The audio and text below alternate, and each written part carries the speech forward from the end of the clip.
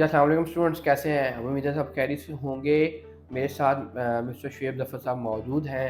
आज की जो इम्पोर्टेंट वीडियो है वो ऑस्ट्रेलिया की अपडेट्स को लेके है, जो उन्होंने न्यू माइग्रेशन स्ट्रेटजी अनाउंस की है, उसको लेके है कि उसके की पॉइंट्स कौन से हैं specifically for international students because we have proper expertise and we are only dealing with study visa. That's why we are only concerned with the international students requirements कि उसके मुताबिक चेंजेस क्या आई हैं और स्टूडेंट्स को कौन कौन से इश्यूज या कौन कौन सी नई रिक्वायरमेंट्स को फुलफिल करना पड़ेगा। तो आए हम इस वीडियो को स्टार्ट करते हैं। जी सर, कैसे हैं आप? ठीक है अल्हम्दुलिल्लाह। जिस तरह अपडेट्स के ऊपर आपने जी, बताया, बिल्कुल सही है। इसकी हम स्टेजेस के ऊपर बता लेते या हैं। सबसे पहले हम प्री अराइवल में कौन सी हम्म, चेंजेस आई हैं, फिर स्टूडेंट वहाँ पे पहुँच जाता है, पोस्ट अराइवल में कौन कौन सी चेंजिंग आई हैं, बिल्कुल ठीक है। ऐसे ही है। वन बाय वन इस पे अब डिस्कस करते हैं। जी, बिल्कुल सही है। जी सर, प्लीज़ मुझे बताइएगा कि अगर हम इंग्लिश लैंग्वेज रिक्वायरमेंट की बात करते हैं, ठीक है, वो भी इंक्रीज़ हुई है, वो भी स्टूडेंट्स को बता दें कि वो उसमें जो है वो क्या चेंजेस आएंगे। जी, इंग्लिश लैंग्वेज में जिस तरह एली कोर्स की रिक्वायरमेंट्स लगती थी, उसमें आइल्स की रिक्वायरमेंट कम थी। अब 4.5 से 5 बैंड तक की रिक्वायरमेंट्स हैं एली कोर्स में।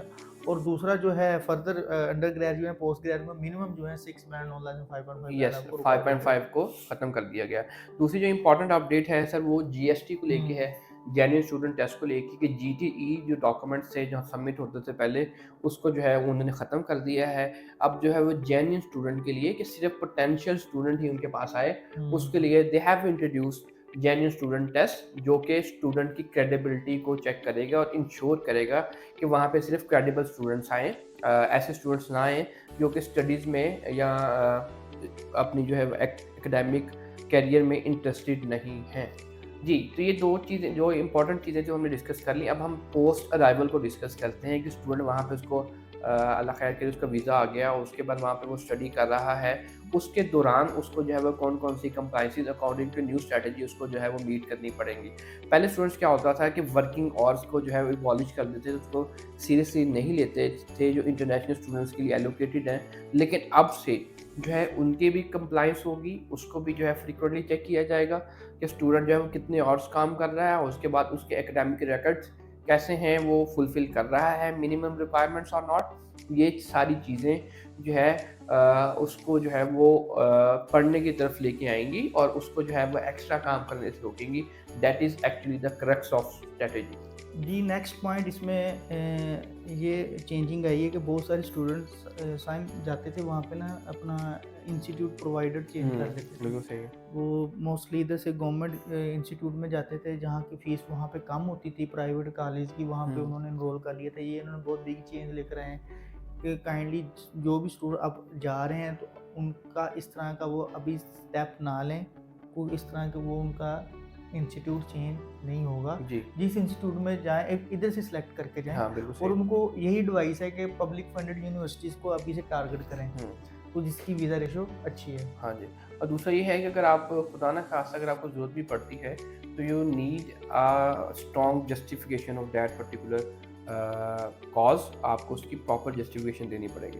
अच्छा, उसके बाद ये हो गया, उसके बाद हम आ जाते हैं sir post study work visa की हुँ। तरफ। उसमें भी कुछ चेंजेज़ आई हैं, कुछ उसके नाम में चेंजेज़ आई हैं, कुछ उसके ड्यूरेशन में चेंजेज़ आई हैं और उसको हम डिस्कस कर देते हैं। एक तो सीधा-सीधा रूल ये है कि पोस्ट स्टडी वीज़ा पे जब आप शिफ्ट हो जाते हैं, ठीक है, then you not are able to come back to your study visa. कि पीएसडब्ल्यू पे एक दफ़ा शिफ्ट होने के बाद आप दोबारा स्टूडेंट वीज़ा पे नहीं आ सकते। That is the new strategy right now. जी, शुएब साहब। जैसे पोस्ट ग्रेजुएट वीज़े के ऊपर एक और इसमें इन्होंने चेंज किया, वो ये है जी कि अंडर ग्रेजुएट वो पोस्ट ग्रेजुएट जो कोर्स वर्क है ना, उनका जो इनका 2 ईयर तक का इन्होंने पोस्ट स्टडी वर्क जो-सा है अलाउ किया हुआ है। पहले 3 साल का था, अब कट कर लिया है, ठीक हो गया। और इसके साथ-साथ अगर आप एक्सटेंशन जब अप्लाई करने जा रहे हैं सैम भाई, इसमें जो आपका उन्होंने रीजनल जो एरियाज़ हैं उनमें से 1 से 2 साल की एक्सटेंशन दे सकते हैं। जो मेन इनकी सिटीज़ हैं उसमें आपको एक्सटेंशन नहीं मिलेगी। बिल्कुल ऐसे ही है, बिल्कुल। अब टर्म यूज़ होती है टेम्परेरी ग्रेजुएट वीज़ा, उसमें जो कंप्लायंस थी, उसमें एक रिक्वायरमेंट थी कि जो उनकी एज है 40 टू 55 ईयर्स वाला भी अप्लाई कर सकता है, लेकिन अब उन्होंने उसकी एज जो है वो उसको कम करके 35 ईयर्स की कर दी है, ताकि आपको जल्दी जो है वो आप इस तरफ आ सकें और जल्दी जो है वो सारी कंडीशंस को मीट कर पाएँ। इसमें थीम यही है ना कि वो यंग हाँ ब्लड जी। चाह रहे हैं कि वो जो है अर्ली एज वाले जो हैं कैंडिडेट्स को लाना चाह हाँ रहे जी। हैं और अपनी एफिशिएंसी को बेहतर करने बेहतर के करने लिए। के लिए बिल्कुल ऐसे ही है फिर। दूसरा, अगर हम टेम्परेरी ग्रेजुएट वीज़ा की बात करते हैं तो उन्होंने उसका नाम जो है वो चेंज कर दिया है, ठीक है? हुँ, उसका नाम जो है उन्होंने जो है कर दिया है पोस्ट हायर एजुकेशन वर्क हुँ, वेरी गुड। स्ट्रीम, ठीक है? Post higher education work stream. और दूसरा पोस्ट वोकेशनल एजुकेशन स्ट्रीम, जो वोकेशनल इंस्टीट्यूट से जो है हुँ, ग्रेजुएट होता है। और उसके बाद जो उन्होंने एक इम्पॉर्टेंट चीज़ की है वो ये है कि टेम्परेरी ग्रेजुएट वीज़ा जो था उसका प्रोसेसिंग टाइम उन्होंने स्पीड अप कर दिया। अब 21 days that is the official time period, इसमें आपका जो है वो शिफ्ट हो जाएगा आपका पहले तो वीज़ा। ये टाइम भी नहीं दे रहे थे ना हाँ, इसमें, बिल्कुल। अब तो पर्टिकुलर टाइम ही नहीं था कि हम हाँ जी, कितने टाइम में आपको रिप्लाई देंगे। अब तो उन्होंने स्ट्रेट फॉरवर्ड कह दिया कि बिल्कुल हम ऐसे ही। अब आपको 21 डेज़ के अंदर रिप्लाई देंगे। तो हाँ ये जी, पॉजिटिव इम्पैक्ट आया हुआ है। बिल्कुल ऐसे ही। लोग तो बहुत देर से वेट कर रहे थे हाँ टेम्परेरी। जी। मेरा खुद एक दोस्त है, वो काफ़ी देर से उसका जो है वेट कर रहा है कि मेरा वो अनाउंसमेंट उसकी हो गई है, हुँ। अभी स्टिल वीज़े का भी वो देख रहा है। और दूसरा जो इसमें सर एक वीज़ा प्रोसेसिंग टाइम के हवाले से जो है वो इम्पॉर्टेंट चीज़ है कि जो ऑस्ट्रेलियन गवर्नमेंट है वो 84 मिलियन जो है वो डॉलर्स स्पेंड कर रही है इसके बैकलॉग को ख़त्म करने के लिए और प्रोसेसिंग टाइम को इंक्रीज़ करने के लिए, ठीक है? So that is a huge investment. इंशाल्लाह in the coming days visa processing की जो है वो स्पीड अप हो जाएगा इंशाल्लाह, और स्टूडेंट को डिलेज़ जो है वो फेस नहीं करने पड़ेंगे।